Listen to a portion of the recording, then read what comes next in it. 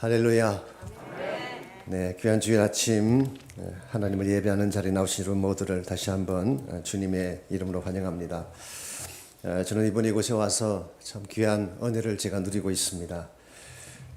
너무나 좋은 환경, 아름다운 도시에 와서 경치를 보는 것만도 저에게는 큰 은혜가 되는데, 또 우리 귀한 목사님, 사모님, 또 귀한 성도들과 함께 교제하고 또 말씀을 통해 함께 은혜를 나누게 된 게 참 특권이고 감사할 일입니다. 사실 목회자에게 가장 힘들고도 중요한 것이 사실 말씀이죠. 어떤 목사님이 계셨는데 말씀에 대한 부담을 느끼신 이분이 좀 말씀을 이렇게 임프루브하기 위해서 건축이 끝나갈 무렵에 건축을 담당하는 집사님 부르다가 부탁을 했습니다. 이번에 건축을 마칠 때에 이 강대상을 좀 특별하게 제작을 해달라고. 목사님이 크게 막 외칠 때는 앞으로 쫙 나왔다가 조용조용 말씀할 때는 뒤로 쑥 들어가는 그런 장치를 만들어주면 좋겠다고. 듣고 있었던 집사님이 목사님 이왕 만드는 김에 한 가지 장치를 더 하면 좋겠다고. 목사님 설교가 너무 길어지면 밑으로 뚝 떨어지는 장치도 하면 좋겠다고. 사실 설교라고 하는 것이 참 어렵습니다. 강대상을 바꾼다고 되는 것도 아니고 노력한다고 되는 것도 아니죠. 솔직히 말씀을 드리면 제가 1982년부터 설교를 하기 시작해서 40년간 설교를 했습니다. 어느 분야든지 40년간 종사를 했으면은 눈 감고도 할 정도로 편안해야 되는데 아직도 그렇지가 않습니다. 제가 강단에 올라올 때마다 항상 떨리는 마음이고 긴장된 그런 상태로 올라옵니다. 제가 하나님 앞에 설교할 때마다 힘들어하는 이유가 두 가지가 있는데요. 첫 번째는 하나님 말씀을 선포하는 자리이기 때문에 제가 그냥 하고 싶은 이야기 나누고 제 개인적인 이야기 나누는 거라면 얼마든지 쉽게 할 수 있을 텐데 이 말씀을 전해야 된다는 그 중압감이 굉장히 크게 다가옵니다. 두 번째 이유는 말씀은 전하는데 그렇게 살지 못함에 대한 부담이 솔직히 저에게 있습니다. 만일 설교자가 설교한 대로 살 수 있다면 얼마나 좋겠어요. 그래서 제가 저를 너무 잘하는데 그렇게 살지 못하는 면이 있기 때문에 항상 마음에 부담이 되고 짐이 되는 것은 사실입니다. 이시간 여러분께서 사람의 말을 들어오시지 않으셨잖아요. 하나님 음성 들어오셨기 때문에 마음의 문을 여시고 하나님께 집중하시고 성령이 조명해 주시는 그 말씀을 따라서 주의 음성 듣는 그런 귀한 시간 될 수 있기를 바랍니다. 제가 한번 기도하고 시작하겠습니다. 하나님, 주의 말씀 앞에 섰습니다. 성령께서 친히 말씀해 주시고 주의 음성 듣고 헌신하며 결단하며 예수를 따르는 거룩한 시간 되게 하여 주시옵소서. 예수님의 이름으로 기도하옵나이다. 아멘. 2012년 1월 달에 미국 스포츠 뉴스를 장식했던 충격적인 기사가 하나 있었습니다. 리 스타인버그라고 하는 미식 축구의 거물급 에이전트에 대한 그런 기사였습니다. 이 사람은 한때 미국 내 네노라고 하는 축구 선수의 에이전트를 맡아서 일을 했습니다. 이름만 되면 알만한 선수들, 트로이 에이크만 같은 사람, 스티브 영 같은 슈퍼스타급의 쿼터백을 대표하는 에이전트로서 문자 그대로 수억 불의 돈을 벌었던 사람입니다. 오죽했으면 그의 생애를 모델로 삼은 영화가 나왔겠습니까? 제리 맥과이라는 영화가 이분을 모티브로 만든 영화라고 합니다. 그랬던 이 사람이 2012년 1월 달에 챕터 7, 뱅크럽시를 부르고 그 많은 돈을 다 날려버렸어요. 뿐만 아니라 부인에게 이혼을 당하고 아무도 도와줄 자가 없는 빈털터리가 되고 말았습니다. 왜 이런 지경이 됐는가? 이유는 딱 한 가지입니다. 알코올 중독 때문이었습니다. 그는 보드카라고 하는 독한 술을 아침부터 저녁까지 입에 달고 다녔습니다. 처음에는 본인이 술을 마신다고 생각했겠지만 결국 술에 붙잡혀서 중독의 사슬에 묶이게 된 것입니다. 여러분, 가족과 인생을 살아가는 과정에서 무엇에 붙잡히느냐가 참으로 중요합니다. 술에 붙잡히면 알코올 중독자가 되는 것이죠. 마약에 붙들리면 마약 중독자가 됩니다. 물질과 권력에 붙잡히게 되면 돈의 노예가 되어서 인간성을 상실하게 되는 것입니다. 그러면 우리가 건강하고 바른 삶을 살기를 원한다면 바른 것에 붙들려야 되는 것입니다. 여러분, 가족과 무엇에 붙잡히게 되면 우리 인생의 가장 건강하고 바른 방향을 향해 나아갈 수가 있을까요? 어떤 분은 와이프에게 잡히면 된다 그렇게 제안하기도 하시는데요. 저는 솔직히 나쁜 생각이라고 생각하지는 않습니다. 와이프만큼 확실한 피난처가 어디 있겠어요. 그래서 나온 말 중에 이런 말이 있습니다. 처하태평이라고 하는, 천하태평이 아니라 와이프 밑에 있을 때가 가장 평화롭다. 사필귀처라는 말도 있어요. 모든 것은 결국 와이프가 뜻한 대로 이루어진다. 심지어 진인사 대처명, 인간해야 될 모든 도리를 다 한 후에는 와이프의 명을 기다린다는. 사실 와이프는 참 우리에게 큰 버팀목이 되고 우리가 의지할 대상인 것은 사실이죠. 그럴지라도 와이프도 완벽한 존재는 아니죠. 연약할 때가 있고 무너질 때가 있습니다. 그러므로 나의 삶을 정말 다 맡겨도 괜찮을 대상, 나의 모든 것을 걸어도 괜찮을 대상이 누구일까요? 결론부터 말씀드리면 오직 한 분, 예수 그리스도밖에 없습니다. 그럼 내 인생의 시작자요, 내 삶의 주인이기 때문에 누구보다 나를 잘 아시고 내 인생을 바르게 이끄실 수가 있습니다. 그분은 길이요 진리가 되시기 때문에 나를 최선의 삶으로 안내하실 것입니다. 무엇보다 그분은 생명받쳐 나를 사랑하신 분이기 때문에 내가 살아야 될 최선의 삶이 무엇인지를 잘 아시고 내 인생에 살아야 될 이유를 정확하게 소개해 주실 수가 있습니다. 그러므로 여러분과 제가 예수 그리스도에게 붙잡히게 될 때, 예수님에게 사로잡혀 살게 될 때에 우리 인생이 바른 궤도를 향해 나갈 수 있게 되고 진정한 차원에서 복음의 비전, 하나님의 뜻을 향해 나아갈 수가 있는 것입니다.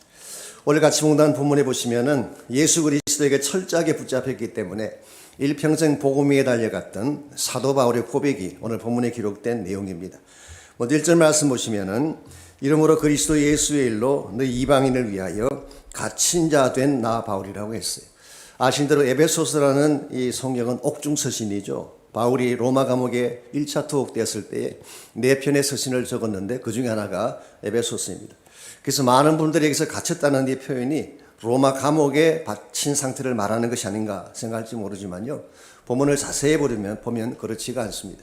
우리말 번역에는 확실하지 않지만 원문을 보게 되면 갇혔다고 하는 것이 로마 감옥에 갇힌 것이 아닌 것을 알 수가 있어요. 심지어 영어 성경만 보아도 이것을 구별할 수가 있습니다.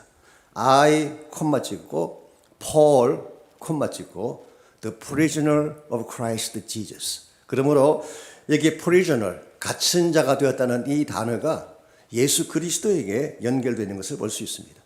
바울은 지금 로마 감옥에 갇혔다 그 말을 밝히는 게 아니에요. 나는 예수님을 만나서 예수 그리스도에게 붙잡힌 자가 되었다. I am prisoner of Christ Jesus. 예수 그리스도의 프리저너가 되었다. 이 사실을 밝히고 있는 것입니다.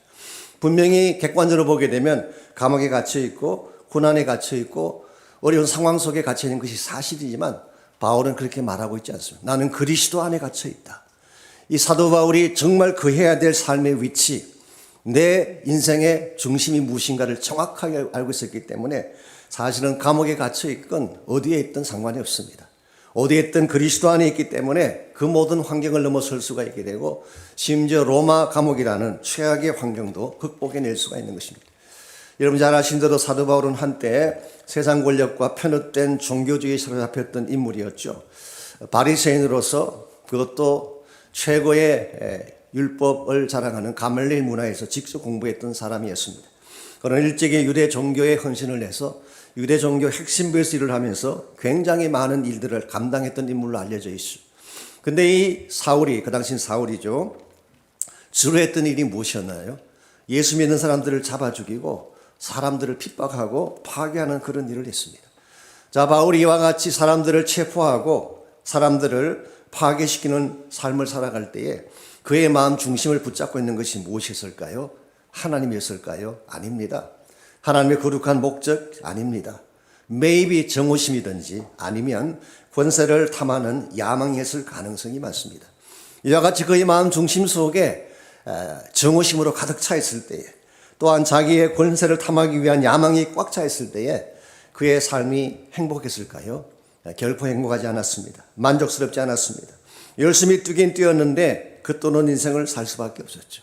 그랬던 이 사람이 다메섹으로 가는 도중에 예수 그리스도를 만나게 됐습니다. 즉 진짜를 만나게 된 것이죠. 그 순간 그의 눈이 떠지게 되면서 하나님의 세계를 보게 되고 그때부터 그의 일평생은 그리스도에게 붙잡힌 삶을 살게 됩니다. 한 가지 흥미로운 사실이 뭔지 아십니까? 예수님에게 붙잡히게 되는 순간 비로소 그의 마음을 붙들고 있는 숱한 야망과 정오심부터 자유케 되었다는 사실. The prisoner of Christ Jesus가 되게 되면 내 마음속에는 모든 죄악으로부터 자유할 수가 있어요. 모든 정오심과 고통과 내 마음속에는 모든 야망으로부터 자유케 되어지는. 오늘 여러분과 저에게 필요한 변화가 있다면 이 변화입니다. 우리가 세상에 붙들리지 않고 야망에 붙들리지 아니하고 죄악에 붙들리지 아니하고 그리스도에게 붙들린 삶을 살아야지 진정 자유자가 될 수 있고 하나님 영광을 위해 살 수가 있는 것입니다. 오늘 여러분의 인생은 과연 무엇에 붙들려 살고 계시는지, 혹시 돈에 붙들려서, 세상 영광에 붙들려서, 명예나 권세에 붙들려 사는 분이 혹시 계신가요? 그와 같은 것들은 다 헛된 것이고 가변적인 것입니다. 세상 것이라고 하는 것이 보기에는 화려해 보이지만 실상은 가짜이기 때문에 그렇습니다. 진짜가 아니에요. 저에게는 두 딸이 있는데요. 첫째 딸, 지금은 다 성장해서 아이 엄마가 됐습니다만, 어릴 때 그 딸에게 새 옷을 사줄 기회가 별로 없었어요. 그러니까 저희 교회 성도님들이 자기 자녀들이 입던 옷을 가져와서 이거 거의 새 것과 같다고 갖다 주셨기 때문에 굳이 새 옷을 사 입힐 이유가 없었습니다. 그래서 항상 성도들이 갖다 준 그 옷을 대신 입게 했더니 이 아이가 초등학교 들어간 후에 어느 날 자기 엄마에게 와서 이렇게 이야기를 했습니다. 자기도 브랜드네임 있는 새 옷을 입고 싶다고. 생각해 보니까 한 번도 그 옷을 사준 경험이 없어서 좀 미안한 마음도 들고 해서 우리 집사람 웨스턴에 있는 한국 백화점에 가서 아디다스라고 하는 브랜드네임 있는 옷을 샀습니다. 생각보다 비싸지 않더래요. 그 옷을 주었더니 너무 기뻐하며 옷을 입고 학교를 갔습니다. 저녁에 집에 오더니 엄마 나 이거 안 입을래 그래요. 왜 그러냐 그랬더니 이건 아디다스가 아니라 아디도스래요. 우리 한국 분들이 얼마나 가짜를 잘 만드는지 A자 O자 비슷하잖아요. 우리가 사는 이 땅에는 페이크가 많습니다. 참 좋아 보이고 화려해 보이지만 실제는 가짜가 많은 것이죠. 여러분과 제가 인생을 살아가면서 이 세상의 헛된 것들, 허영심에 사로잡혀 살게 되면 우리는 결국 가짜에 속게 되는 것입니다. 이런 의미에서 우리 인생의 진짜 가치이신 예수 그리스도, 내 삶의 처음이 되시고 마지막이 되시는, 알파가 되시고 오메가가 되시는 예수 그리스도에게 붙잡혀야지 여러분의 인생이 바르게 서게 되고 바른 목적을 위해 달려갈 수 있게 되는 것입니다. 여러분과 제가 세상의 프리저너가 아니라, 죄악의 프리저너가 아니라 예수 그리스도의 프리저너가 되어서 복음 위에 바르게 살아가려면 과연 무엇이 필요할까요? 오늘 같이 봉독한 본문에 보시면은 사도 바울이 그리스도의 프리저너가 되었기 때문에 복음을 전파할 수 있었던 그 비결들이 오늘 본문에 소개되고 있습니다. 여러분과 제가 그리스도에게 붙들리려면 첫 번째로 하나님의 비전을 보아야 돼요. 하나님이 그리시는 큰 그림을 보아야지. 소위 그랜드 플랜이죠. 하나님이 계획하시는 큰 그림을 보아야지 내 삶을 그분에게 바쳐서 바르게 살아갈 수가 있습니다. 2절 말씀 보십시오.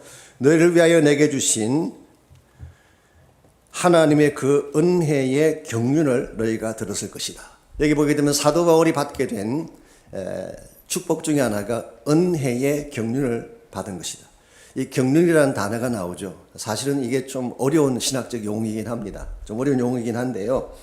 이 경륜이라는 말의 헬라말 원어가 오이코노미아라는 단어입니다. 오이코노미아.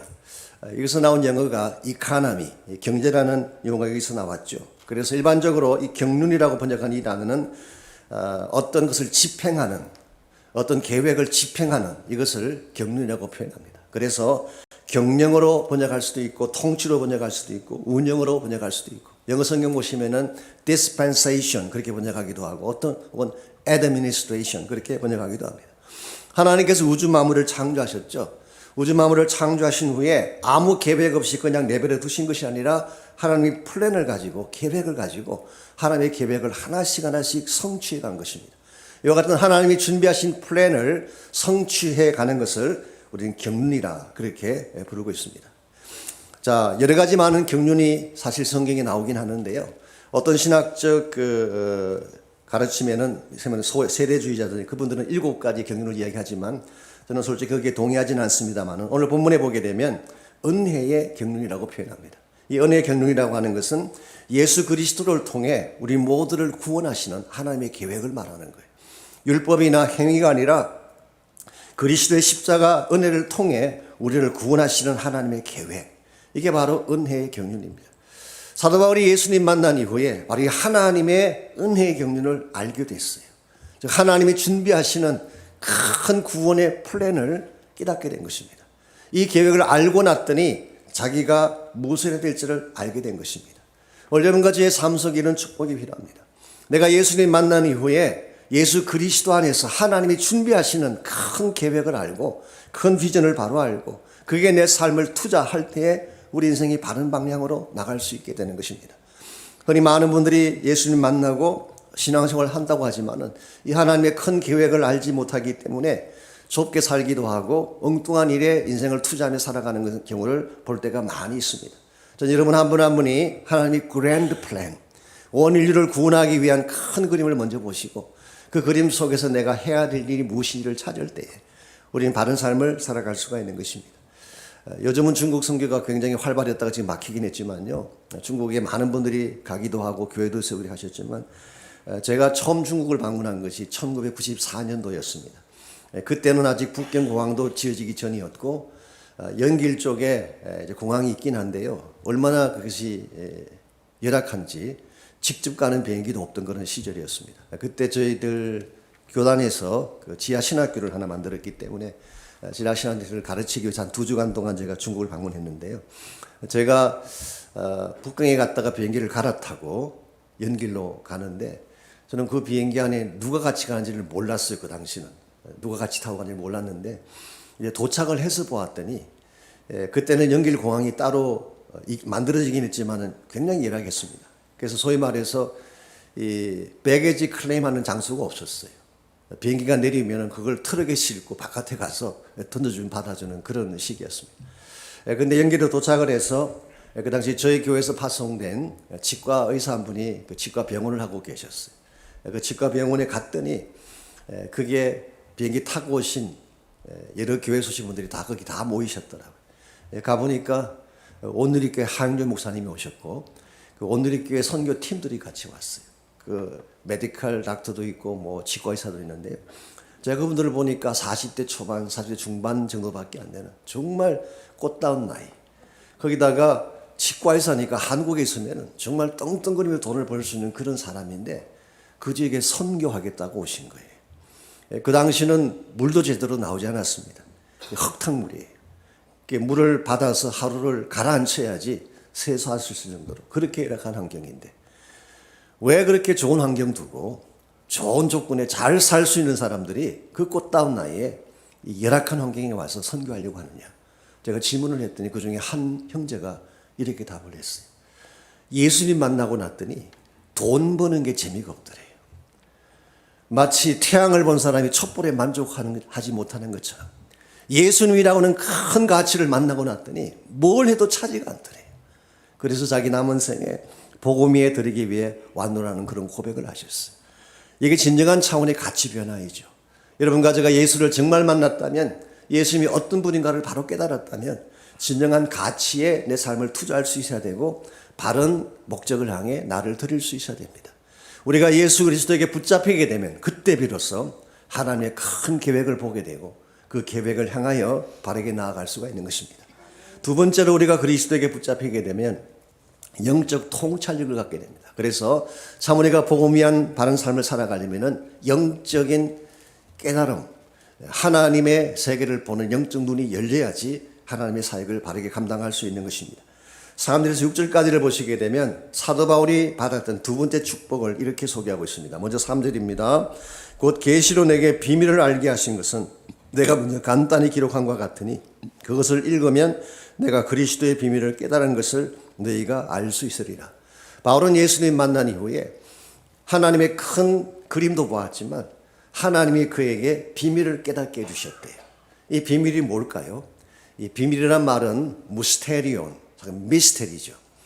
과거에는 알려지지 않았지만 나중에는 밝혀지게 된 하나님의 계획을 오늘 성경은 비밀이라고 부르고 있습니다. 여러분 이 비밀이 과연 무엇을 의미할까요? 5절과 6절을 보시게 되면 그 비밀에 대한 구체적인 내용이 나옵니다. 이제 그의 거룩한 사도들과 선지자들에게 성령으로 나타내신 것 같이 다른 세대에서는 사람의 아들들에게 알리지 아니하셨으니 이는 이방인들이 복음으로 말미암아 그리스도 예수 안에서 함께 상속자가 되고 함께 지체가 되고 함께 약속에 참여하는 자가 되는 것. 이게 비밀의 내용이었어요. 즉 다른 세대는 알려지지 않았지만 이제는 알려지게 된 것. 여기서 다른 세대라고 한 것은 구약을 의미합니다. 구약 시대에는 확실하게 다 드러나지 않았지만 이제 신약 시대가 시작되면서 사도들이 등장하기 시작하면서 그들에 의해서 새롭게 밝혀지게 된 무스테리온, 미스터리. 이걸 오늘 바울은 비밀이라고 부르고 있어요. 그 비밀의 내용은 뭘까요? 6절에 기록된 것처럼 이방인들도 복음으로 말미암아 예수님 안에서 함께 상속자가 되는 거예요.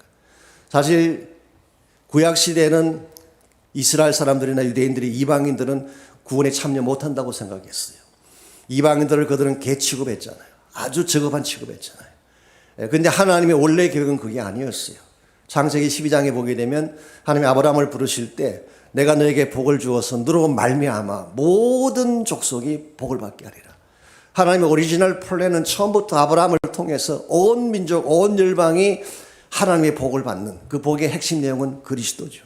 그리스도를 만나서 구원받는 것이 하나님의 오리지널 플랜이었어요. 그랬는데 과거에는 유대인들이 이 사실을 알지 못했고 이 사실을 깨닫지 못했는데 이제 하나님께서 밝혀주신 내용, 이방인들도 예수님 안에서 함께 상속자, 천국의 co-heir of the kingdom, 하나님 나라를 함께 상속받는, 함께 지체가 되는 co-members, 그리고 함께 약속의 참, co-participant in the promise, 하나님의 약속에 함께 참여가 되는 거예요. 이게 사도 바울이 예수님 만난 이후에 깨닫게 된 비밀의 내용이에요. 즉 하나님의 깊은 마음을 알게 된 거예요. 하나님이 준비하신 계획을 정확하게 알게 된 거예요. 이것을 우리는 영적인 인사이트, 영적 통찰력이라고 부르는 것입니다. 일반적으로 영적 통찰력이라고 하는 것은 두 가지 채널을 통해 주어집니다. 오늘 본문에 보시게 되면 먼저 3절을 보시면 계시로 그랬죠. 비밀을 알게 하는 것이 계시로. 5절에 보게 되면 성령으로 나타내셨다 그러셨어요. 우리가 하나님의 마음을 알고 영적인 계시를 깨닫게 되는 데는, 영적인 그 진리를 깨닫게 되는 데는 두 가지 채널이 필요해요. 첫 번째가 계시를 통하여서. 여기 계시라고 하는 것은 하나님 말씀과 동일하게 보시면 됩니다. 기록된 계시가 성경이잖아요. 그러니까 하나님께서는 계시를 통하여서 하나님이 품고 계시던 모든 계획들을 보여주시는 거예요. 계시를 통해 하나님의 사랑을 알게 하시고 선택을 알게 하시고 구원에 필요한 모든 것들을 계시의 말씀을 통해 보여주시는 것입니다. 그런데 말씀만 주신 것이 아니라 성령의 나타내심을 통하여서, 성령은 계시를 조명해 주는 역할을 하세요. 말씀을 비추어 주는 역할을 하세요. 그래서 우리가 하나님의 계시의 말씀도 받아야 되지만 이 말씀을 정확하게 이해하려면 성령의 나타나심을 경험해야 돼요. 그래서 성령 하나님은 하나님의 깊은 심정까지도 다 아는 분이기 때문에 어떤 비밀의 말씀도 다 알 수 있도록 조명시켜 주시는 것입니다.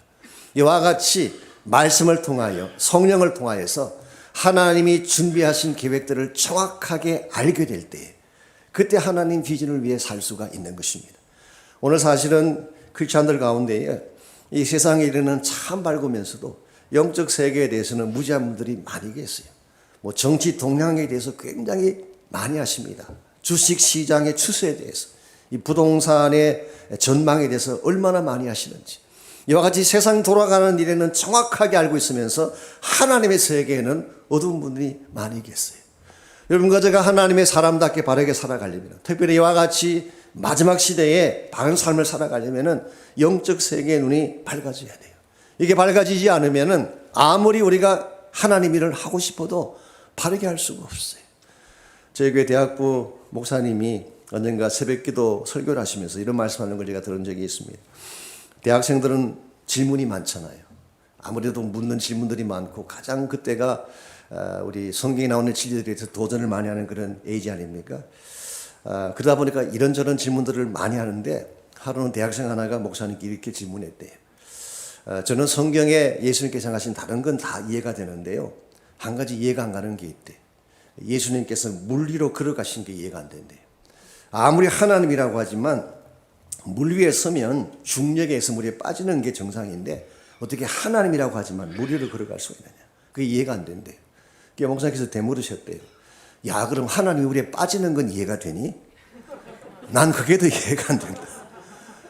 이거 하나님이 물에 빠지는 건 이해가 되세요? 사실 우리가 이 논리를 가지고 세상적인 진리를 가지고 성경을 이해하려고 하면 이해할 수가 없는 것입니다. 사실 우리가 성경 속에 기록된 모든 말씀을 이해하지 못하는 게 어쩌면 정상이에요.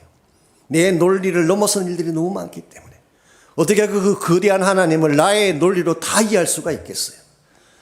만일 우리가 논리를 통해서 나의 지식을 통해 하나님을 다 이해할 수 있다면 maybe 그건 하나님이 아닐 가능성이 많아요. 하나님 우리를 넘어서신 분, 초월적인 분이에요. 그리고 내가 가진 이성을 통해서 세상적인 지식을 가지고 절대 이해하지 못하는 것이 하나님의 세계이기 때문에 영적인 통찰력이 필요한 것입니다. 이건 한국에서 일어난 일이라고 하는데요. 한국에 여름 성경학교를 했는데 한 어린아이가 거기에 참석을 했다가 이제 버스를 기다리려고 버스 정류장에 서 있었습니다. 그의 가슴에는 여름 성경학교 교재가 있는데 그 교재 제목이 요나의 물고기 이야기라는 그런 제목의 책을 들고 있었어요. 같이 버스를 기다리던 아저씨 한 분이 괜히 시비를 걸었습니다. 그 책을 가리키면서 야, 너 그 이야기가 진짜라고 믿냐? 그 이야기 대답하기를 그럼요. 우리 방금 제가 하나님 말씀 배우고 왔는데요. 아저씨가 또 이야기합니다. 생각을 해보라고 어떻게 사람이 물고기 뱃속에 들어갔다 나올 수가 있냐? 그건 과학적으로 말이 안 되는 이야기다. 어떤 아이가 이야기했어요. 그래서 저도 솔직히 이해는 안 가지만요. 나중에 천국에 가면 요나 아저씨께 물어볼게요. 사실 여기서 이야기가 끝이 나야 되는데 이 아저씨가 한 걸음 더 나갔어요. 그런데 만이야 만일에 요나가 천국에 있지 않고 지옥에 가 있으면 어떡할 거냐. 아이가 대답하려 그럼 아저씨가 물어보셔야 되겠네. 지옥 주민은 지옥 간 사람들이 이해하지 누가 이해할 수가 있겠어요. 오늘 사실 세상 사람들이 교회를 향하여 이야기할 때요. 자기들 나름대로는 굉장히 논리 정연하게 이야기한다고 하지만 실제 영적 세계를 모르는 거예요. 정말 영적인 세계를 알게 되는 순간 하나님을 알게 돼요. 우리의 마음의 눈이 열려야 됩니다. 신앙세계라고 하는 것은 논리를 통해 알게 되는 것이 아니라 믿을 때 알게 되는 것이 신앙세계예요. 요한복음 6장에 보시면 예수님께서 하신 유명한 말씀이 나오잖아요. 예수님께 오병이어 기적을 행했습니다. 그랬더니 수많은 무리들이 예수님을 따라다녔어요. 예수님이 물을 건너가시면 물 건너까지 수많은 사람들이 쫓아다녔어요.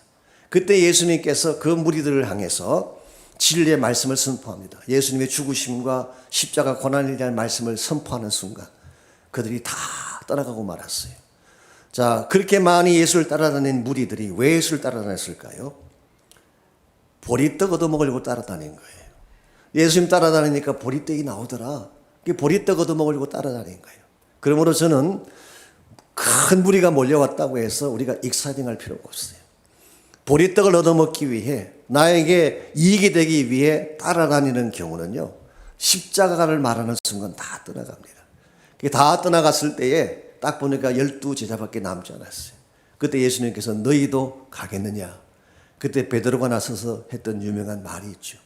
주의 말씀이 여기 계시오니 우리가 어디로 가겠습니까? 그리고 6장 69절에서 유명한 말을 했습니다. 주님은 하나님의 거룩한 자시요 그리스도이라는 사실을 믿고 알게 되었습니다. 그 고백했어요.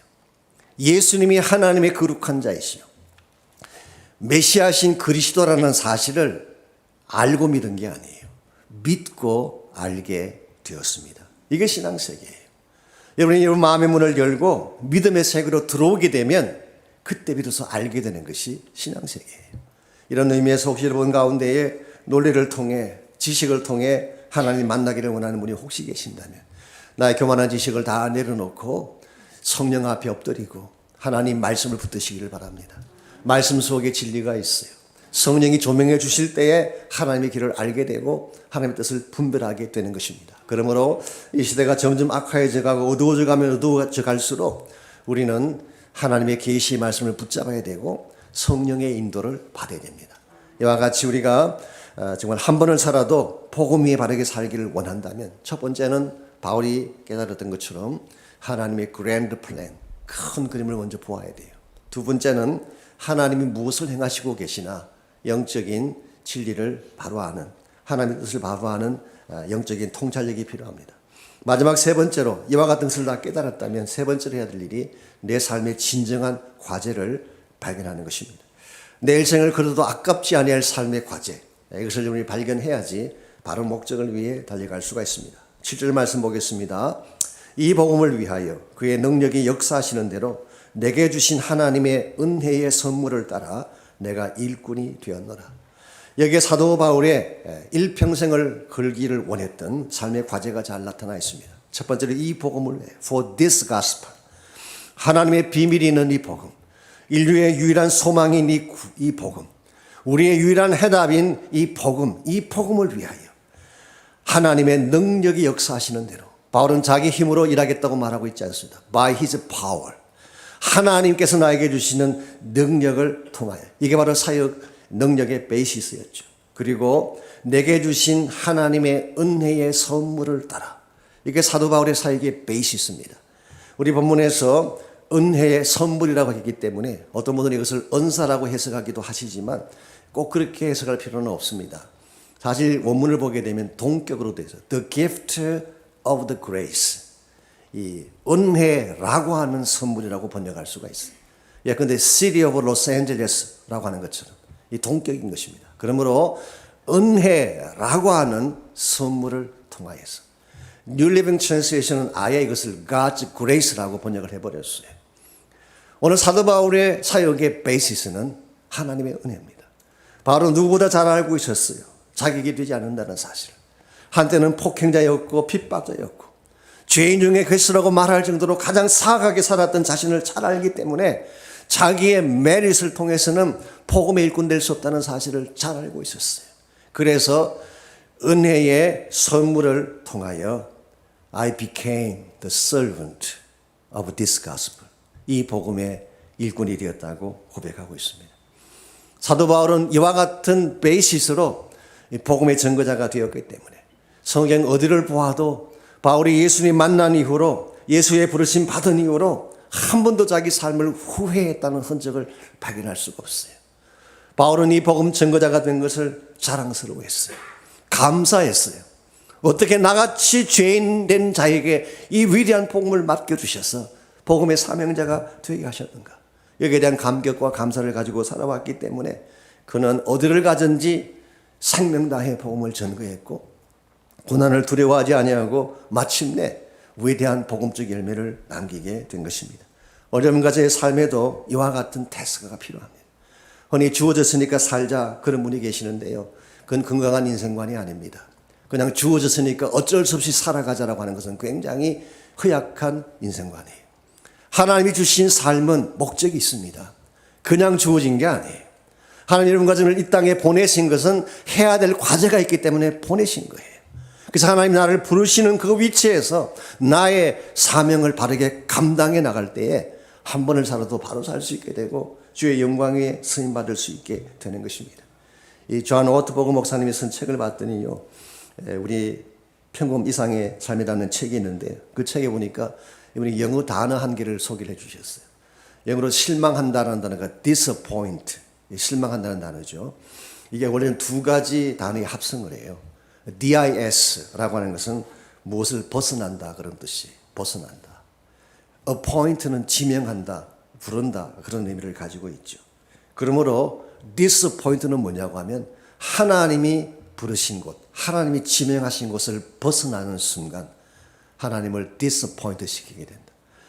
근데 아담이 창조된 이후에 선악과를 따먹지 말라고 했어요. 근데 자기 위치를 지키지 않고 하나님이 지명하신 곳을 벗어났을 때 아담이 하나님을 디스포인트 시키셨어요. 아브라함이 가나안 땅에 왔습니다. 약속의 땅에 왔는데 기근이 찾아왔다고 해서 가나안 땅을 벗어나 애굽으로 내려갔을 때 아브라함이 하나님을 디스포인트 시켰어요. 아까 말씀드린 요나가 니느웨로 가라고 했는데 다시스로 가는 배를 타는 순간 하나님을 디스포인트 시킨 것입니다. 오늘 여러분의 삶은 어떠한지 모르겠어요. 하나님 부르신 곳에서 여러분 삶의 과제를 바르게 행하고 계시는지, 여러분이 아무리 많은 물질을 가지고 계셔도, 아무리 많은 재능과 능력을 가지고 계셔도 하나님 부르신 사역에 쓰임받지 않는다면 여러분 가지신 그 모든 소유는 의미가 없습니다. 나에게 주신 물질은 사실 수단이에요. 내가 부자 되는 것이 목적이 아니죠. 부자 되어서 하나님의 뜻을 행할 때에 부자의 의미가 있는 것입니다. 여러분께서 이 쇼핑몰에 가시게 되면 파킹장이 있잖아요. 특별히 연휴 같은 데 가보시게 되면요. 파킹 스페이스가 없습니다. 어떤 집사님 한 분이 연휴 때 쇼핑몰에 갔다가 아무리 둘러봐도 파킹 스페이스를 못 찾았어요. 몇 바퀴를 돌다가 가까스로 이 엘리베이터 바로 옆에 있는 명당자리 하나를 보게 됐어요. 거기에 차를 파킹하고 쇼핑 마치고 나오실 때에 그 파킹 자리가 너무 아까워가지고 차를 거기 세워두고 택시를 타고 집으로 오셨대요. 그래서 이게 실화인지 아닌지 제가 모르겠습니다. 이 세상에 이런 스투핏한 그런 일이 어디 있겠어요. 이 파킹장에 파킹하는 것이 목적이 아니에요. 수단이에요. 밤 9시만 되면요, 거기 텅텅 빕니다. 아무도 파킹 안 해요. 우리에게 주어진 물질이라고 하는 것이 사실은 수단입니다. 나에게 주어진 재능이라고 하는 것이 수단이에요. 이걸 가지고 무엇을 하느냐에 따라서 여러분 삶의 열매가 결정이 되고 삶의 가치가 결정되는 것이지, 내가 많은 소유를 가졌다 이것만으로 의미가 없습니다. 부자가 되는 것 자체만으로 의미가 없습니다. 여러분이 성공자가 되어서 좋은 학교에 들어가는 것만으로 의미가 없어요. 내 가진 재능을 가지고 내 가진 물질을 가지고 하나님의 복음을 위해 무엇을 할 것이냐가 진짜 중요한 것입니다. 이 과제를 발견하고 여기에 바른 헌신을 할 때에 여러분 한 번을 살아도 가치 있게 바르게 살아갈 수가 있는 것입니다. 제가 언젠가 집사님 댁에 10만 원을 갖다가 그 집사님이 그 빌 게이츠의 꿈에 대한 재미있는 조크를 이야기해 주셨어요. 아시는 대로 빌 게이츠와 스티브 잡스 이 두 사람이 굉장히 유명한 분이잖아요. 스티브 잡스가 지금 세상을 떠났습니다만은 빌 게이츠 꿈에 스티브 잡스를 만나게 됐습니다.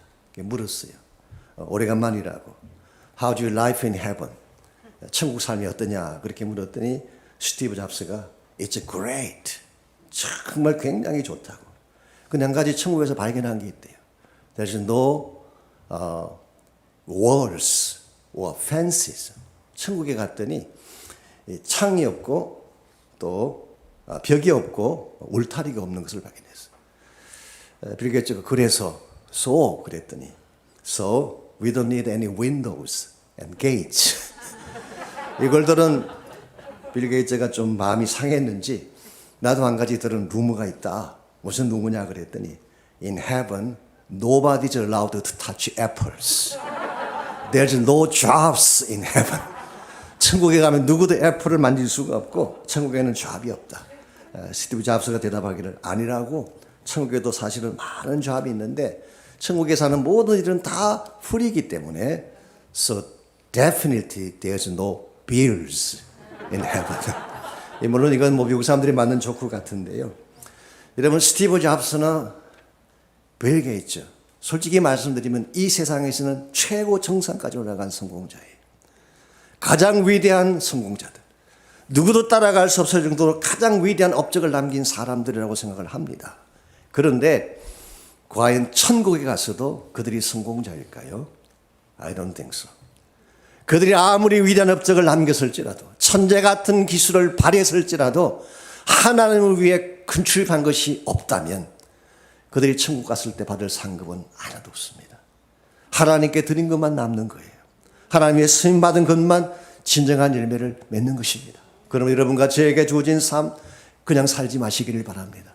정말 내가 하나님 나라를 위해 무엇을 할 것인지를 생각하고 우리가 언젠가 천국 갔을 때에 주 예수 그리스도 앞에 서게 되었을 때에 어떤 평가를 받을 것인가를 생각하고 이 땅에 서거들기 위해 살아가는 인생이 아니라 하나님의 영광을 위해 사시고 복음 위해 살아가시고 주 예수 다시 오실 그 길을 예비하면서 킹덤 비전을 위해 살아가시기를 바랍니다. 그때 여러분이 한 번을 살아도 바로 살 수 있게 되고 참된 가치를 향해 바르게 나아갈 수가 있게 되는 것입니다. 오늘 여러분들은 과연 무엇에 붙들려 인생을 살고 계시는지요? 돈에 붙들려서 세상 영광에 붙들려서 야망이나 성공에 붙들려 살고 계신 분이 혹시 계신다면 이제 여러분은 그 모든 것을 내려놓고 그리스도의 프리즈너가 되시기 바랍니다. The prisoner of Christ Jesus. 예수님의 프리즈너가 되게 되면 그때 비로소 하나님의 큰 그림을 보게 돼요. 진짜 내가 살아야 될 이유를 알게 됩니다. 두 번째로 그리스도의 프리즈너가 되면 하나님의 뜻, 하나님의 심정을 깨닫게 돼요. 그리고 무엇보다도 그리스도의 프리즈너가 되게 되면 복음을 위해 내 일생을 드리게 되고 참된 가치를 향하여 우리 인생을 살아갈 수 있게 됩니다. 그러므로 여러분에게 남은 삶의 여정이 얼마나 이른지 이제는 그리스도를 내 인생의 주인으로 삼고 내 마음의 중심에 그분을 모시고 그분에게 붙들려서 그분의 사랑에 붙들려서 그분의 비전에 붙들려서 그 나라 위에 달려가시는 여러분 모두가 되시기를 주의 이름으로 축원합니다. 기도하겠습니다.